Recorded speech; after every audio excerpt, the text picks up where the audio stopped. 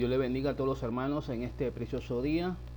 Agradecemos al Todopoderoso por un nuevo día, por la bendición de todo lo que nos brinda, el alimento diario, poder estar en pie, de poder compartir la palabra de Dios con todos aquellos que tienen hambre y sed de las cosas de Dios. Dios te bendiga, amado hermano que me escucha. Vamos a iniciar una clase nueva que tiene que ver con, gloria al Señor, el canon del Nuevo Testamento.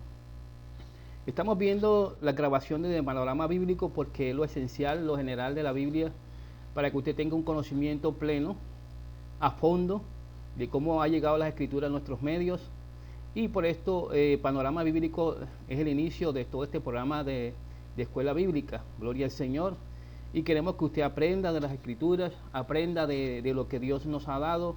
Gloria al Señor. No soy un erudito, pero de lo poco o mucho que Dios me vaya dando, gloria al Señor, voy compartiéndolo a ustedes para que ustedes asimilen cada vez más las enseñanzas de lo que Dios nos tiene cada día. Gloria al Señor. Vamos a hacer un análisis, gloria al Señor, que tiene que ver el canon del Nuevo Testamento. Es importante que tengamos todo esto puntos para que nosotros no podamos desviar, para que no desviemos, más bien para que no desviemos lo que Dios nos enseña y podamos profundizar todo lo que tiene que ver con relación de la Biblia, su historia, de cómo se canonizaron los libros, cuáles fueron los elementos que se utilizaron. Gloria al Señor. Para el exégeta bíblico no solo es importante establecer cuál es el texto más original de la Escritura y analizar la historia interna de los diversos libros, sino que también lo es trazar los límites de la palabra escrita, reconociendo por qué hay diferencia entre la inspiración de los libros canónicos y de los demás del canon. Quiero decirles que nosotros estamos haciendo un estudio más que todo de la versión. Nosotros como protestantes, como cristianos, gloria al Señor, hacemos estos estudios. Sabemos que hay varias versiones bíblicas, como la tradicional católica, y hay otros tipos de versiones que lo vamos a ver más adelante, todas las versiones que hay, que existen, pues, para que usted tenga un conocimiento general de cómo se ha extendido y se ha traducido las escrituras. Bendito sea la gloria de Dios. Aunque para hacer tal estudio es necesario valerse de diferencias en ciertas épocas, cuando el conocimiento de los datos es escaso, los rasgos generales del establecimiento del canon son claramente discernibles. Gloria a Dios. Vamos a ver aquí dos puntos importantes. Tiene que ver con el periodo apostólico y la fijación del canon. Y por último, que tiene que ver con la conclusión, los elementos que se utilizaron, gloria a Dios, para dar ese punto final, gloria a Dios, del canon de los libros del Nuevo Testamento. En el periodo apostólico, Jesús y los primeros cristianos no carecían de escritura. Contaban con el Antiguo Testamento. La Biblia lo registra en el Evangelio de Marcos, en el capítulo 12, versículo 24. Y citaron de las tres divisiones reconocidas por el judaísmo, según Lucas 24, 44. Gloria a Dios. Convencida de la autoridad absoluta de Jesucristo y del Espíritu enviado por Él, la Iglesia vio las antiguas escrituras, o sea, cristianamente hablando, pues al lado del Antiguo Testamento apareció norma superior para Pablo. El caso está en los textos bíblicos relacionados con 1 Corintios capítulo 9, en el versículo 9, en el verso 13. Si usted también mira en el capítulo 11, en el versículo 23. Y lo va a analizar también en 1 Tesalonicenses capítulo 4, versículo 15. Un dicho del Señor Jesús decidía tan categóricamente como una cita espiritual toda cuestión de doctrina o ética. Gloria al Señor. El Señor, cuando Él hablaba, cuando Él enfatizaba, y hay que recordar que los apóstoles también trajeron a la luz palabras concretas de nuestro Señor, para enfatizar mucho sobre la parte doctrinal de la iglesia. Bendito sea la gloria de Dios. Entonces vemos que desde luego estas palabras del Señor no eran citas de ningún documento, pues que los evangelios aún no se habían escrito. Jesús empezó a hablar, a enseñarnos de cómo se debía vivir el cristiano, cómo debería moverse, la situación del mundo, las oposiciones, las luchas, las adversidades del creyente y todo eso. Hasta que llegó el momento en que el apóstol Pablo tiene esas revelaciones divinas concernientes a lo que tiene que ver con la doctrina de la iglesia.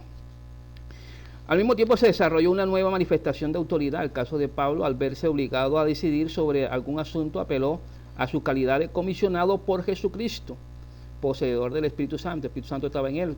Y él cita, y está en el texto bíblico en 1 Corintios capítulo 7, versículo 25 al 40.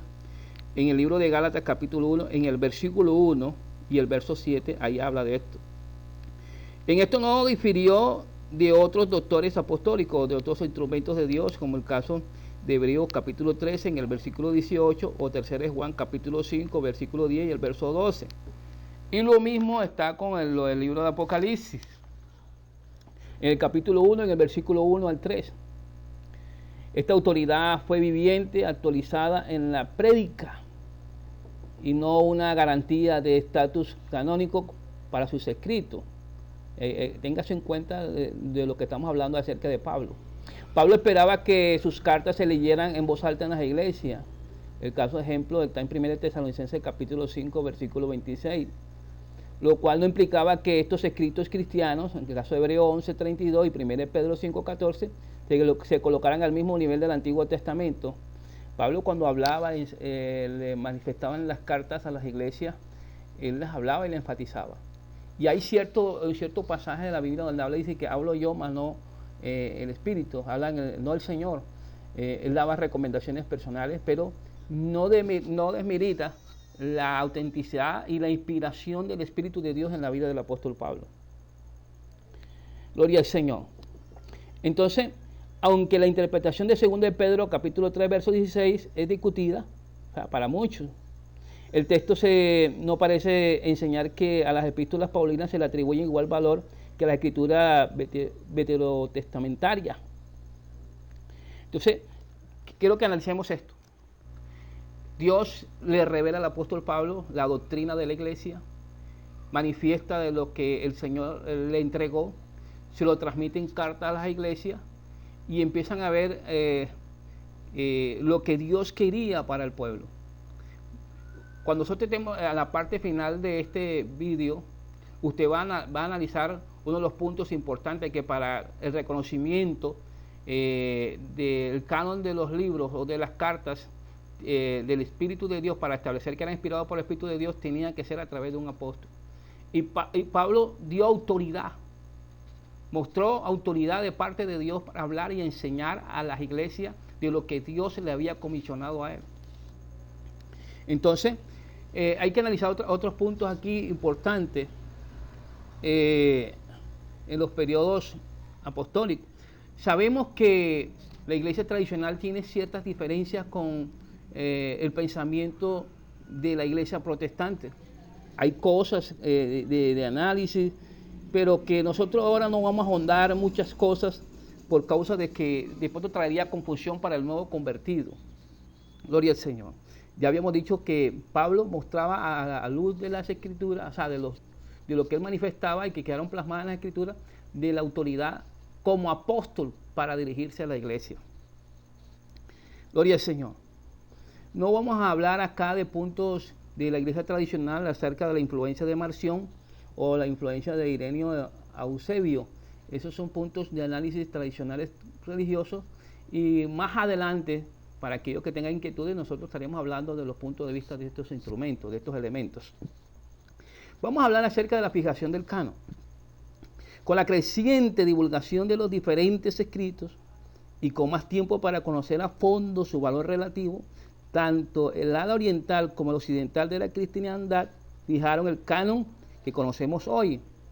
En el oriente, el documento decisivo fue 39ª carta pascual bueno, aquí según habla la tradición religiosa, que Atanasio en el 367.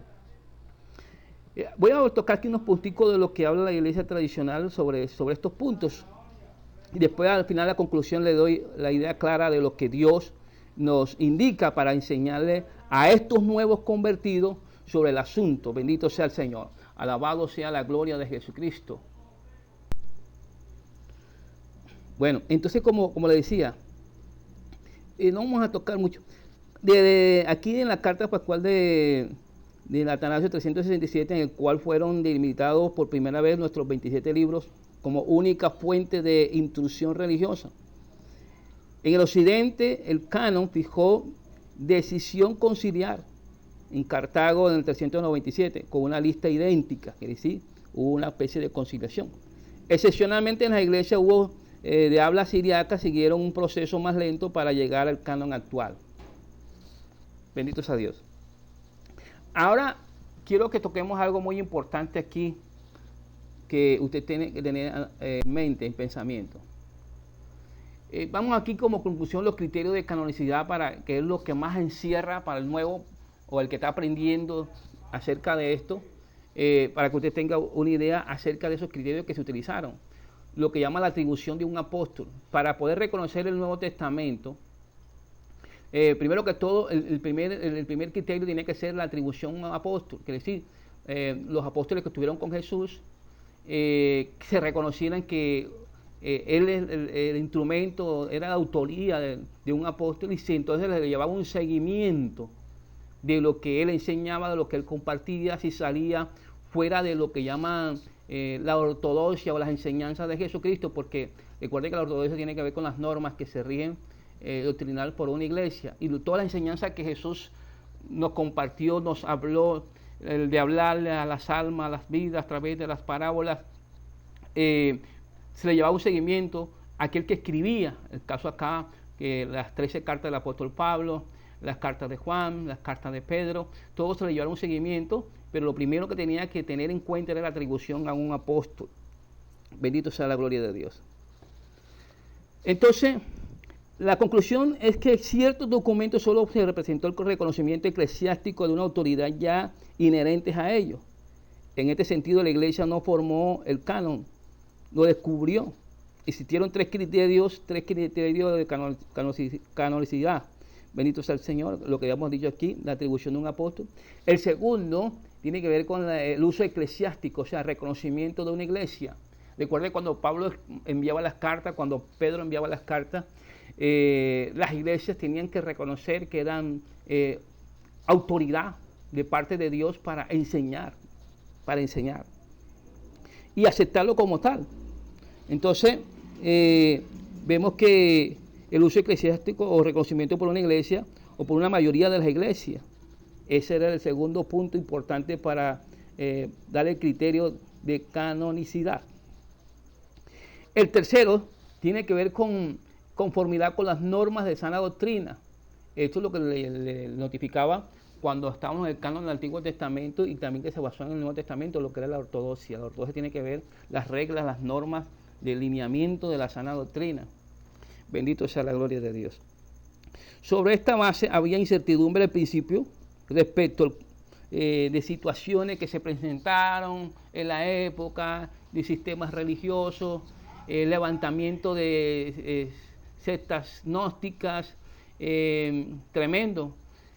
Cuando veamos nosotros los libros apócrifos, ahí va a encontrar evangelios supuestos de ciertos discípulos, pero son libros gnósticos. Y el Señor reprenda al diablo, y es por eso que tenemos que tener mucho cuidado con esto. Por eso los 27 libros que están establecidos en el Nuevo Testamento tuvieron autoridad de parte de Dios, inspiración de Dios, comprobado que fue escrito por apóstoles, instrumentos, elementos de parte de Dios, y en la cual no se salía de la línea de la enseñanza basada a través de Jesús. Y segundo, pasajes de algunos profetas donde hablaban acerca del Mesías, del cumplimiento de los movimientos del Espíritu de Dios en los últimos tiempos o en los tiempos de los apóstoles. Gloria al Señor. Entonces, tengamos eso en cuenta. Lo importante es que usted se aprenda esto. Recordemos que la Biblia en el Nuevo Testamento fue escrito en griego. Y por ejemplo, hay una pequeña diferencia que lo vamos a analizar de fondo más adelante, sobre uno de los escritores, Gloria al Señor, donde se difiere o se discute sobre la paternidad del libro. Bueno, hermano, entonces, como conclusión, recuerde esto: atribución de un apóstol, uso eclesiástico, reconocimiento de una iglesia o conformidad con las normas de sana doctrina. Esos delineamientos fueron los que llevaron los criterios para decir estos libros sí son inspirados por el Espíritu Santo de Dios. Dios les bendiga, Dios les guarde y la paz de Dios sea con todos ustedes. Bendiciones.